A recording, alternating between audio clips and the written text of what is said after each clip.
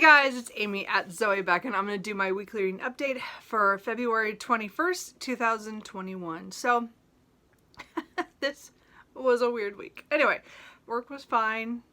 Everything else is fine. Nice to know that my results came back fine. So for my medical procedure, I'm all good. That way, work was weird because of the whole, we did have, as I said, I had snow last weekend. And Monday we did not have work because we had ice. Because if you know anything about Portland, and ice is never a good thing. And we get a lot of it sometimes when we've had snow where that gets to that cold level. So we were iced in, or at least some of us were. My brother still worked. Anyway, but my job closed down. So, but I did get to go back to work on Tuesday. So, I mean, again, it was kind of a catch up between the Friday and Monday that I was off and that kind of thing. So it was kind of a weird week because it was short, except it felt really long. And then my reading was like crap. I mean, I'm gonna be honest, I read some good things, but I DNF'd 3 books. So I don't think I'm on the level of Shawn the Book Maniac, of course, but the point is I DNF'd 3 books this week. And they're all for different reasons. So anyway, and I am thinking about doing a video about why I DNF or something like that. So if you think that's a good idea, let me know. But I'm coming up with a plan in my head. It just hasn't formulated yet. So we're going to talk about the books that I finished. Because I did finish a few, which is good. And then the DNFs, and then what I'm in the middle of. And then kind of talk about what the next week is going to bring. I'm not quite sure because it's the last week of February, so I kind of want to wrap some things up before March, because March is March of the Mammoths, and I have some really big books I want to read next month, so I need to kind of finish. So we'll see what happens. So Sunday I finished my reread of Wolf Rain by Nalini Singh. This is book 18 in the Sigh Changeling series. It's got a paranormal romance, urban fantasy series with shifters, people with psychic abilities, and humans all vying for power in the future. I really enjoyed this one. It's one of my favorites. I mean, again, I just wanted to reread it, so it was just a fun reread that I picked up when I was not enjoying some other books that I was reading. So, anyway, so again, not much I have to say about that because I read her all the time. She's my favorite book, or favorite author, and favorite to reread, clearly. So then I actually finished some of my, the books that I read that I had on my ebook. So see, again, one of my little goals, which we'll go over my board with stuff on it, my prompt board, is that to read my ebooks. I buy a lot of ebooks here and there all the time because it's cheap to get certain new books when they come on sale, and then I don't read them. I'm more apt to go buy the physical copy later and then read them, or not read them at all. Anyway, so this year I was hoping that I'd get a lot of ebooks done as well as physical books. I'm trying to read more of what I own, and I have paid money for a lot of the ebooks. I don't pay that much. Usually they're all under, I would say $4 is kind of, I don't usually buy anything over that unless it's a book I really, really, really want. And again, there's only a few exceptions on that. Usually Gail Carriger or Nalini Singh. But everybody else is pretty much on the low end. But I still want to read all these books. So anyway, so my first one that I picked up was An English Bride in Scotland by Lindsay Sands. It's the first book in her Highland Brides series. So this is a historical romance. I picked it up a couple weeks ago and I finally finished it. So this is the first book in the series. I will be continuing the series. So that said, this did not go the way I thought it would. It was really sweet and cute. I liked almost the whole book until near the end when I realized how she was going to do her twist or wrap, or her reveal at the end of what the mystery that is happening in here. So Annabelle, it was at the convent since she was 7, but just before she's about to take the veil, her mother shows up and drags her back home, and she is supposed to marry this Scottish lord, Ross McKay, who had a deal, their fathers had a deal that their children would marry, kind of thing. And for years before, from a war. And her Annabelle's older sister ran off with the stable master's son. So she's forced into a marriage she was not prepared for because she was going to be a nun. And then Roz is like just doing this out of obligation to his deceased father, and he says like, I don't know. Anyway, and then they start going, after the wedding, then he takes her, which is a whole funny thing, the wedding and the wedding night. Anyway, it's really funny. As I said, she writes really comedic stuff as well. And then as they're going home, a man almost tries to kidnap her, and then there's kind of stuff going on from there.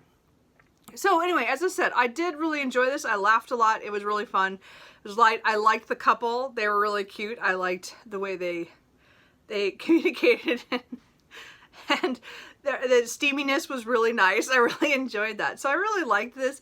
I just didn't like the way the end went. I thought they could have twisted it a little.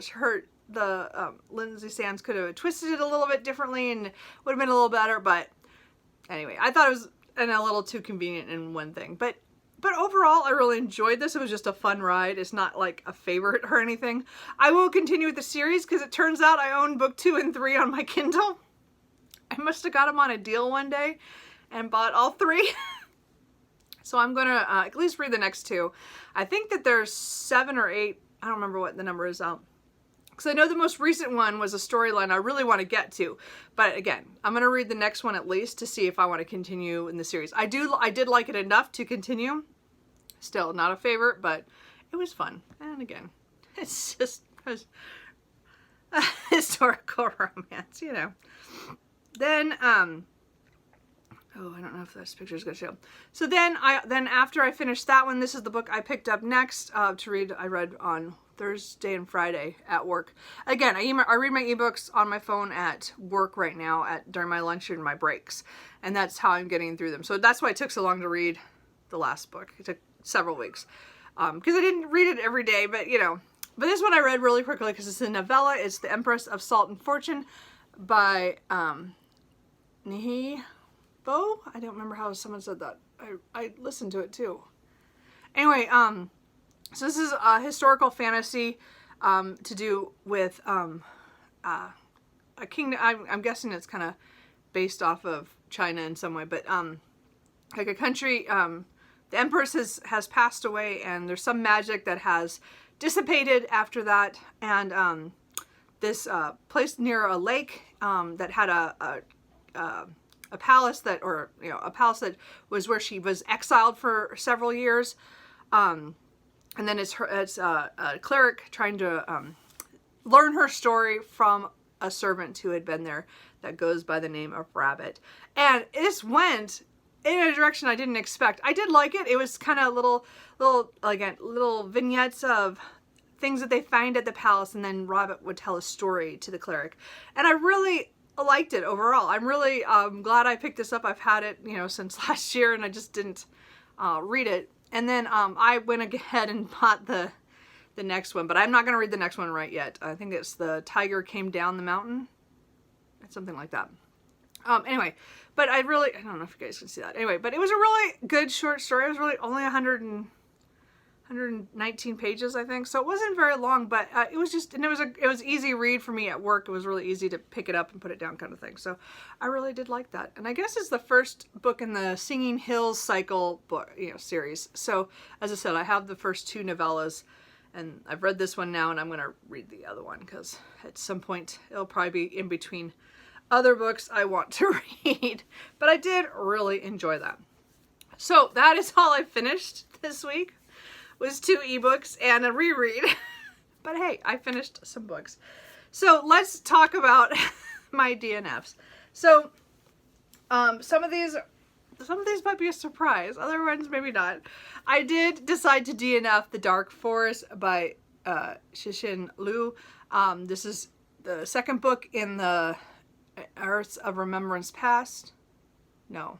Remembrance of Earth's Past. And this is translated by Joel Martinson. So this is, as I said, I read The Three-Body Problem when it first came out, you know, in translation for us. And I read that right away because it was, again, very hyped. Everybody was talking about it. So I did it. And then I had to wait for these to come out in paperback. And then, you know, I just waited and waited. And so it's been years. I guess this came out like in 2015, I think. Something like that. Anyway, I think it would have been much better if I'd read these closer together. It would have I probably would have not been so picky. But I got to 155 pages, so I got fairly into it because it's just over 500 pages. But I just couldn't do it anymore. There was some really good science stuff in here. As I said, this is Alien Contact is in the first book, and then this is kind of the aftermath of that and what's going to happen in the future of after that contact. And the first book had a lot more going for it. The more I think about it, the more character-wise I liked better the characters we followed, even though they weren't perfect in any way. But, I don't know, this book is like all guys.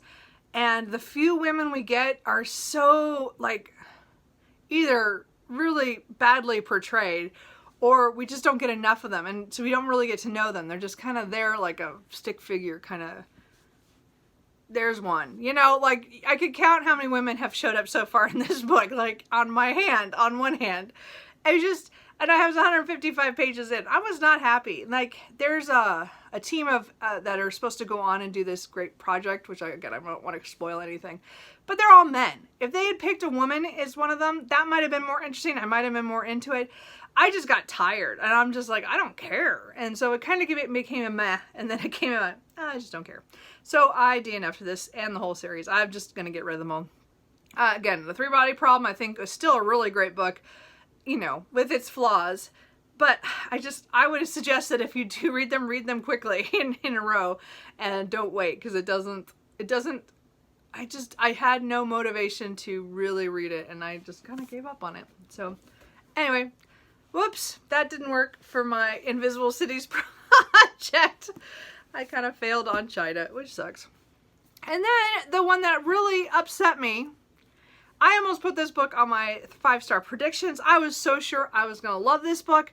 I got 66 pages in it, and I was like, I am done. We are no longer, this is it.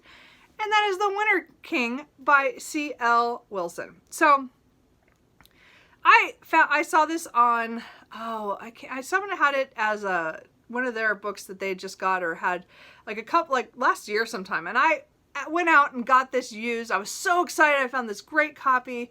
Even had pals had to look for it because it got lost in the back. And I was like, oh, they said you had one. And I did all this work to get this book. And then, so this premise is still really good. So let's just back up before I get to, I'm trying not to rant here. So this book has a great premise. It has to do with two kingdoms, the winter, the northern kingdom and the southern kingdom. And they both have like weather magic. So the south, you know, keeps it kind of warm so all the crops grow and things like that. And then the winter does, you know, cools things off. And for many years they're not enemies or anything. They're kind of in between wars kind of thing. And they're not super friendly, but they're friendly enough. So the son of the southern king goes north, and he is there to, you know, make deals or whatever, you know.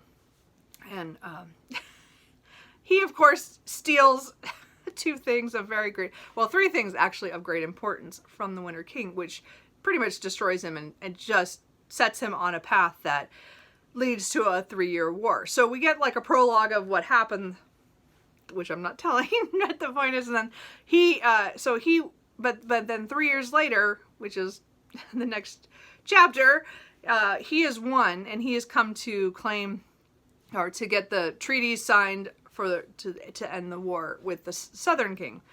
And so he is, one of his stipulations is he's going to marry one of the king's daughters, so that the daughters will give him an heir to replace his.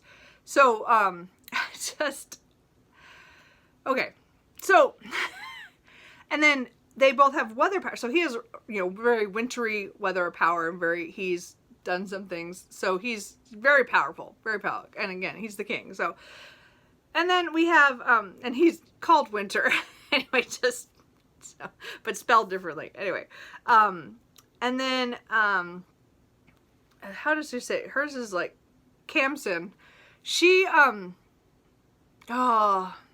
the problem with this book is her. So she's younger, of course, but she's like 20 when this happens. Okay, so she's 20 when he comes to claim she's one of 4 sisters. She's the youngest. And she's been kind of neglected due to something that happened in the past. And her father pretty much doesn't really acknowledge her very much, so she's kind of running a little loose in the castle, whatever. But this girl, she's 20, okay? She's 20. I'm going to keep coming back to this. In a world where I'm sure people grow up a lot faster than they do in our time period here, but she acts like she's 12. Like, she does things that you're like, oh my gosh, are you kidding me? Why did you do that? And she kept doing it. Like, the first time she did something, and I'm like, I totally could see that happening. So her first instance, I was like, that was okay. Like, okay. Then the second one, like, okay, I could totally see that happening. Maybe not the best decision, but I'm like, okay, that one I could let go too, because it made sense in the instance. Like, okay, so those 2 things, again, I'm trying not to be specific, but like I'm trying to say is and then she does 2 more that are ridiculous. And in some way I understand her motivation, and yet I'm like, you are an idiot and just wait.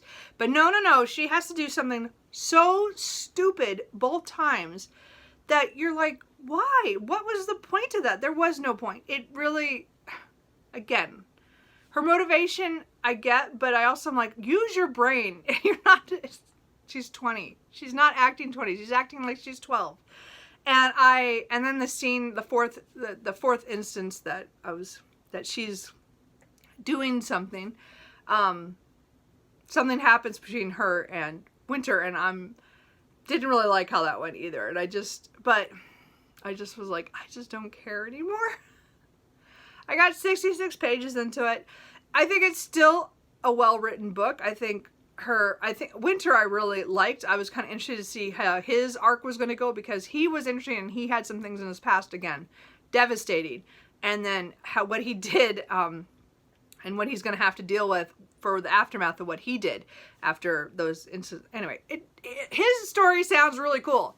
I can't stand her. And if I'm going to read a romance in any way, I have to like both protagonists to get along with this.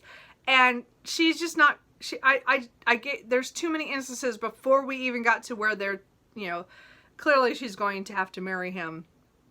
And that was going to happen right before, it's just, but I'm just like, no, I'm so disappointed. I was so looking forward to another author that did fantasy with romance, and I thought this was going to be the one, and I am just so gutted that this did not work out for me. I wanted so bad to be able to buy the rest of the series and maybe go to one of her other series, but I hated this so much. Like, I was so disgusted. It was just stupid. Like, it was just, I don't know. Anyway, I was not happy. I was really upset about that book because I really wanted to love it and I did not. And then my third DNF is just kind of like another meh one. Like, I don't really want to read this. So I tried Fruit of the Drunken Tree by Ingrid Rojas Concheros. So again, this was really big a couple of years ago. I think it went, a lot of people were reading it, and it's about the 1990s in Colombia, and I was reading this for Invisible Cities. And so the problem with this is I only got like 30 pages in, if that. No, 34. I got 34 pages in. My problem with this one was the children narrators. So we're following she's 7, right? Yeah, she's like 7-year-old. And it wasn't written badly. Okay, so again, this was written really well. Like, that's not my problem with this. My cats are crying in the other room. Again, it's not written badly, and I'm pretty sure a lot of people will like this, but I have children narrators are hard for me in a lot of ways. Maybe it is because of the decisions they make and stuff, but so far I didn't get to that point.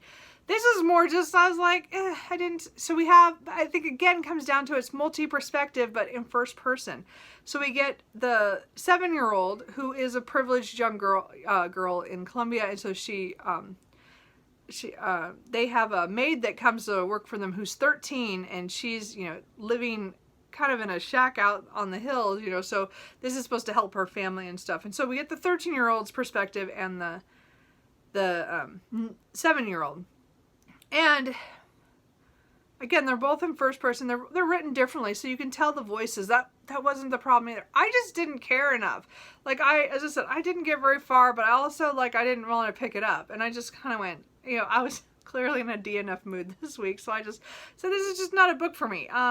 It's kind of sad because, again, it's going to talk about stuff, you know, between the classes of people who are privileged and not, in a very tumultuous time in Colombia. And I did want to read about that. I just didn't care enough about either character. They didn't draw me in enough that I cared, I guess. And it just doesn't happen sometimes. And so that's the problem with this book. So another book I'm going to get rid of. Okay. So now that I've had my little, I didn't rant too badly, I hope, on those books. But I did have a lot of DNFs this week. That's how it's my reading right now. I've discovered that if I'm not actively enjoying it, I just don't want to read it. And I think I have too many books and I just have so little time for that. I need to be better about just DNFing and moving on. So I don't know if my DNFs are going to go up or not, but I've already DNF'd quite a bit this month for such a short month. Anyway, so let's talk about the books I'm in the middle of. Again, I'm still reading Barchest Towers by Anthony Trollope. I'm doing this as a read-along for the Barchest series on Instagram. We're reading this over 2 months, so I am on track right now for the 2-month. I'm reading a chapter a day to get halfway point by the end of the month. So then, and then next month I will do again. I'll read a chapter a day to get through the whole thing. So I'm about 200 and... No, I'm almost 200 pages in. I'm at 196. So, but I just got to the next section. I think it's book 2. Yeah, volume 2. So, what do I say? I'm not super far into it, but I'll get halfway by the end of the week, by next week. So, as I said, I'm really enjoying this still. Again, it follows from the Warden, which I did enjoy and was a reread last month. And now I'm definitely farther than I was when I first started to read this book about 1.5 years ago. So at least I'm past that now. Not super far, but I mean, I'm at least farther into it. So we're following the people in Barchester who are dealing with the new bishop who's come in, and his chaplain, Mr. Slope, which is... Oh, I hate him.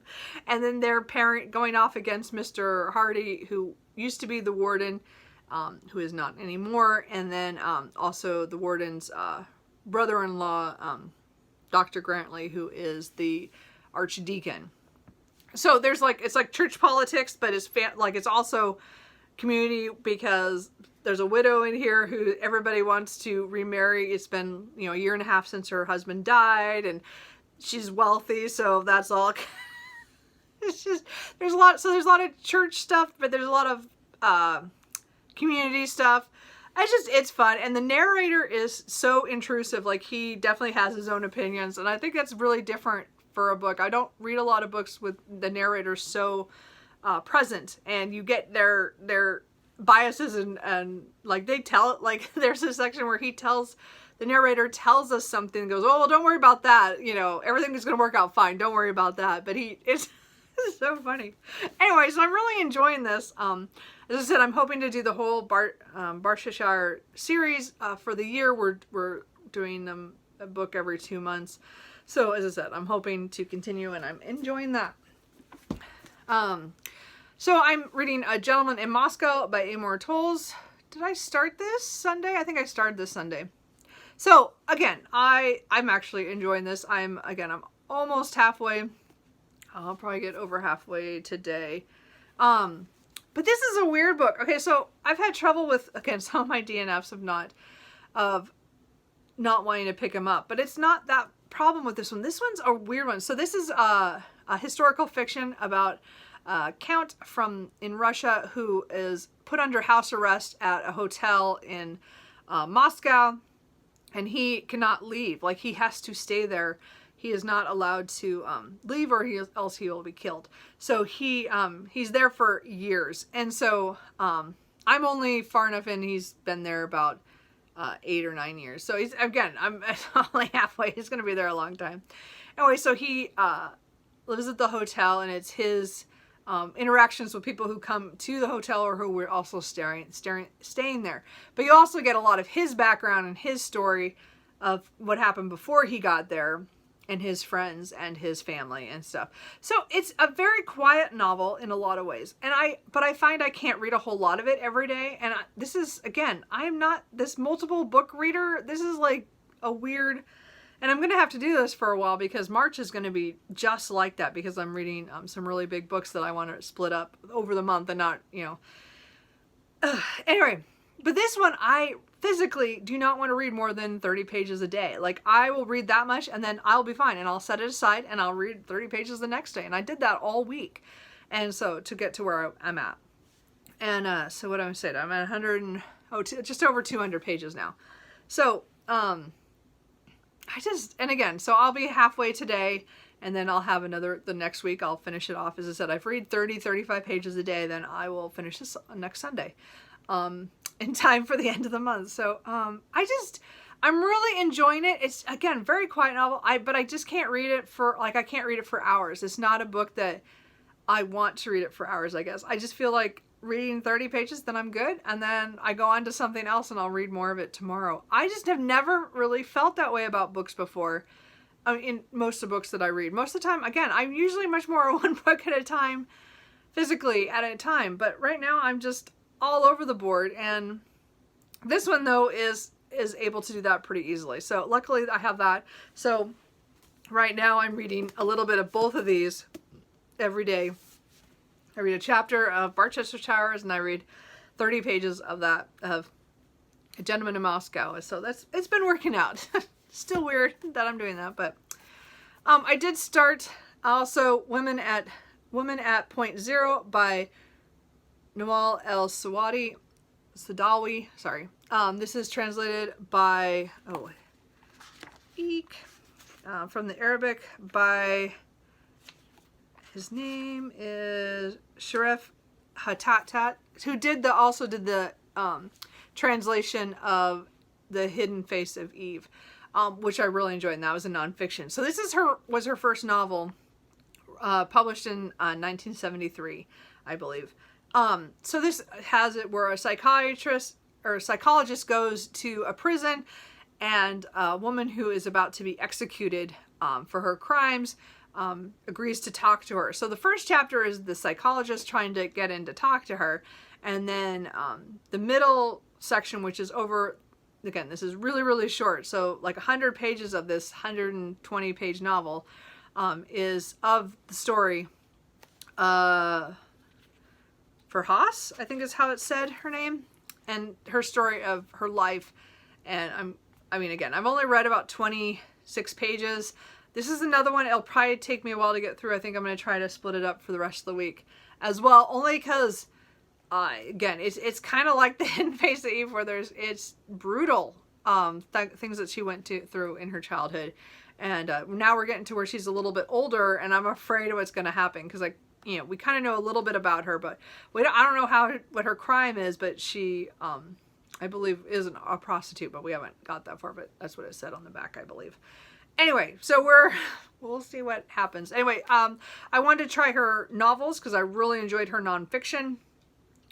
So I had this one was at the library, so I got it. So, and again, it seems Invisible Cities is only working for my Egypt country, like Egypt prompt, but oh well, at least I'm hoping to get 2 done.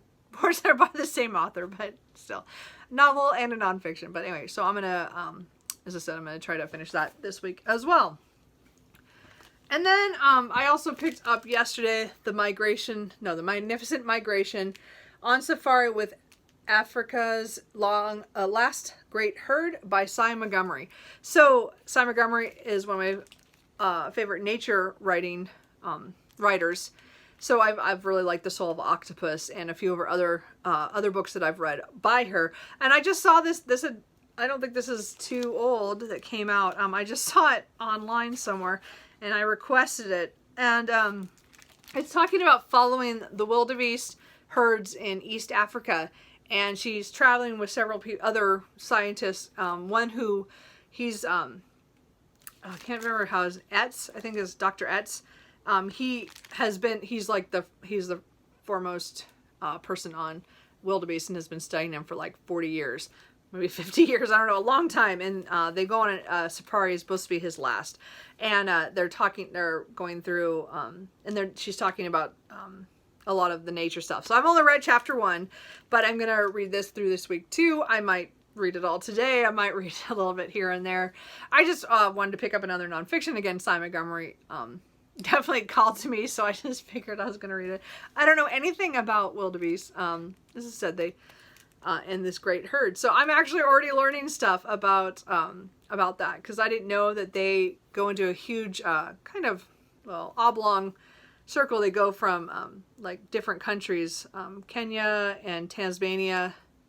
No, that's not right. Oh gosh darn it, my brain shut down. I don't know. Well, there's a map somewhere. I don't remember the Tanzania.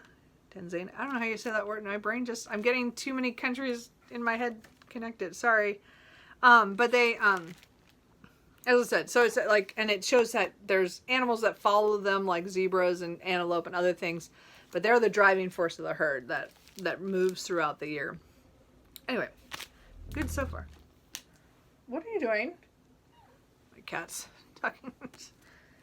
No, baby. Sorry. And then the last book that I'm in the process of reading at this point is The Future Falls by Tanya Huff. This is the 3rd book in the Enchantment Emporium series.